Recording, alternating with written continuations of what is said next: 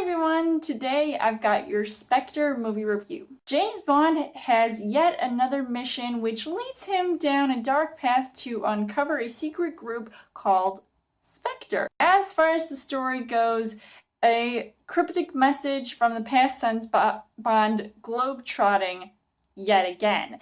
Once again, Sam Mendes is directing Daniel Craig in this movie, which basically comes off of the heels of probably one of the successful Bond movies in this franchise, Skyfall, which I really enjoyed. To have a fourth outing with Daniel Craig playing Bond, I think this time around, the story, it's trying to connect everything together and sort of picking up little pieces here and there that you might have missed. And since I had seen all of the previous Bond movies with him in it, I feel like that this movie was not so much a letdown in a way, but I mean, it's definitely one of those movies that I feel was very downplayed compared to Skyfall, which I felt once again was really successful. As far as the casting goes, Daniel Craig, like I said, returning as James Bond, I think he does a pretty good job here, though I feel like the things that he does in this movie are things that I feel like I've seen it all before, so there is kind of this repetitiveness to his acting, though, I mean, there's only so much Bond can do. I mean, he's wielding guns, he's got a girl on his arm, and he's also kicking serious butt and looking cool doing it, though he is really good looking and, you know, is very convincing playing Bond. And I feel like having this movie be his final Bond movie, I feel like, yes, that was a very good choice. So hopefully, I don't know if there will be a fifth Bond. I'm pretty sure there won't. But then he ends up coming across the supposedly main villain of this movie, or at least a kind of bad character played by Christoph Waltz, who I'm not surprised that he took on a role like this, considering he's actually pretty good at playing a villainous character and being in such good roles. And so I think the role that he's in this movie, I think he does a pretty good job, and I'm pretty sure he plays Blofeld, whoever that is. And then you've got some of the ladies of the group. Like I said, Bond has to have a lady friend in this movie, and not just Moneypenny, who is awesome.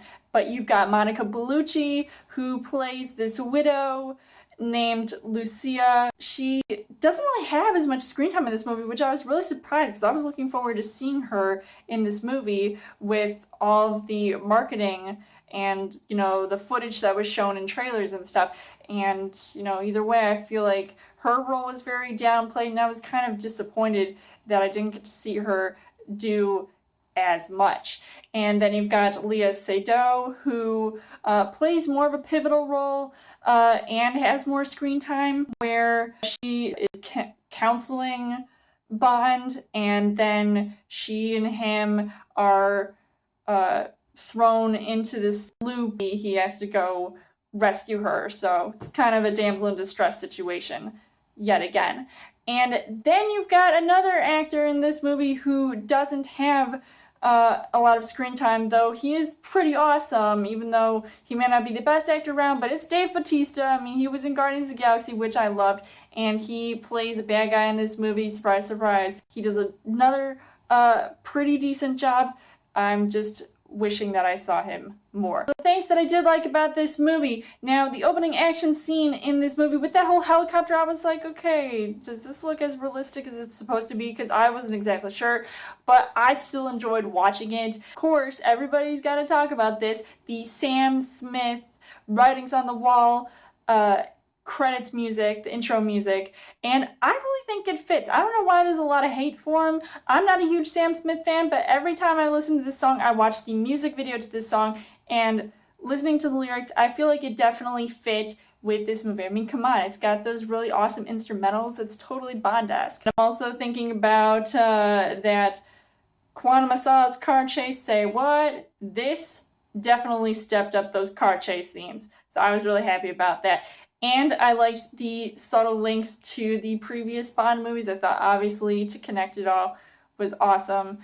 And unfortunately, the things that I didn't really like about this movie, the typical action scenes that were sort of here and there, I feel like it didn't really have as much of an element of surprise based off of what I had previously seen. So I feel like, with the exception of those good scenes that I saw that I liked, this movie could have done a little bit better. And I feel like the film does suffer with the final act feeling a little bit rushed, since this movie was already long, and I'm not going to say I was getting completely bored with it or anything, because I enjoyed myself, but I feel like it was like action scene, slow scene, then another action scene, and it just, it didn't completely impress me. Overall, I would say that Spectre was a pretty decent movie, though I don't know if it was the best choice for a final completion of the Daniel Craig Bond series,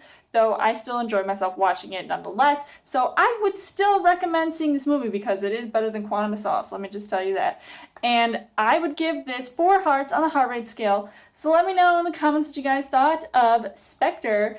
And as always, you guys can subscribe to my channel. I've got more movie reviews, movie updates coming every week for a Child Thursday video. You guys can also like me on Facebook and follow me on Twitter, and I will see you guys later.